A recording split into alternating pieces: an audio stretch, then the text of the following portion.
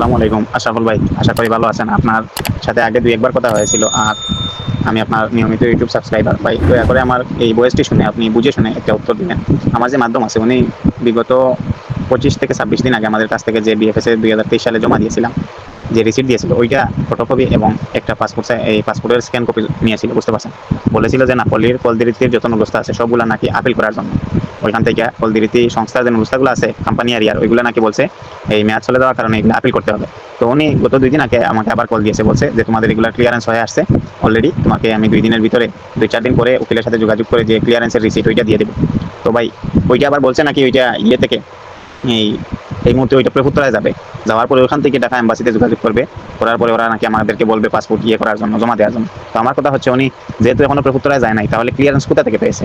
Clearance যে হয়ে আসছে ওইটা কোথা থেকে পেয়েছে বা জেনেছে, ওইটা যদি জানা থাকে একটু জানাবেন। আসসালামু আলাইকুম।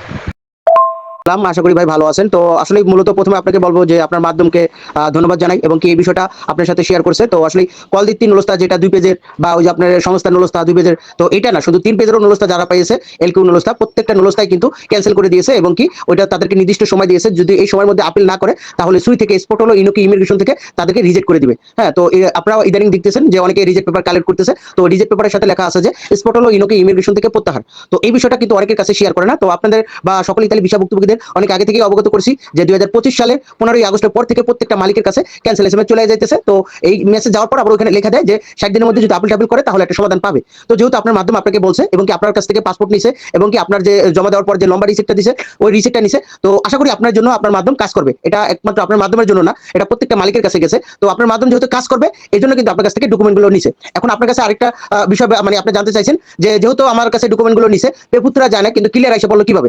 দেখেন এখানে তাদেরকে বলছে আপিল করতে, তো তারা করছে কোর্টে আপিল করছে। তো এই ডকুমেন্টগুলো তারা সাবমিট করছে এবং কি কোর্টে ওই বিষয়গুলো তারা যাচাই করছে এবং কি পুরো সহকারে দেখাইছে। তো ওইটার একটা ডকুমেন্ট আছে, তো ওই ডকুমেন্টগুলো তারা হয়তো সুই অফিস যেটা স্পট হলো ইনোকে ইমিগ্রেশন অফিসে তারা ওইটা পুরো আকারে দিবে বা সাবমিট করবে। তো এই বিষয়টা এইটুকুই ভাই। এখন আপনার মাধ্যমে এটা যদি কাজ করে ইনশাআল্লাহ ভিসা পাবে। আর যেহেতু কাজ করবে দেখেই তো আপনার কাছে এই বিষয়টা শেয়ার করছে। তো আপনাকে দিয়েই প্রত্যেকটা ইতালি ভিসা ভুক্তভোগীদের উদ্দেশ্যে বলবো যে দেখেন আপনাদেরকে অনেক আগে থেকেই বলা হয়েছে, আপনারা কিন্তু এই বিষয়টা অনেক গুরুত্ব দিতেছেন না। কিন্তু দেখেন 2 মাস শেষ হওয়ার পর আপনারা যখন রিজেক্ট হবেন তখন কিন্তু ওই যে স্পট হলো ইনোকে ইমিগ্রেশন থেকে প্রত্যাহার এই লেখাটা দেখাবো রিজেক্টের কারণ। তো এখানে আপনি সুই অফিসকে দোষারোপ করবেন, এটা কখনোই পারবেন না। কারণ আপনার মালিক ঠিক রাখার দায়িত্ব আপনার আপনার মাধ্যমের। তো এই মালিক ঠিক সে যদি না রাখে বা কোনো রেসপন্স না করে, এই 2 মাসের সময় দিছে, এই 2 মাসের পর যে 3 মাস বা আরো সময় দিবে, এটা তারা কখনোই দিবে না। বা তৃতীয়বার যে জিজ্ঞাসা করবে যে তুমি কেন নিতে চাও না কর্মীটা, এটা জিজ্ঞাসা করবে না। 2 মাস পর নির্দিষ্ট সময় শেষ হওয়ার পর তো এই সুই অফিস ধরে নেবে যে এই মালিক কর্মী নিতে আগ্রহ পোষণ করতেছে না, তো তাকে রিজেক্ট করে দিবে। ইতালি এম্বাসিকে জানাবে, ইতালি এম্বাসি আবার বিএফএস গ্লোবালকে জানাবে, বিএফএস গ্লোবাল আবার আপনার রিটার্ন পাসপোর্ট যারা এনে বসে আছেন, স্ক্যান পাসপোর্ট যারা জমা দিয়ে বসে আছেন, তো আপনাদেরকে আবার রেডি ফর কালেকশন এসএমএস দিয়ে জানিয়ে দিবে যেটা রিজেক্ট, যে 100% রিজেক্ট।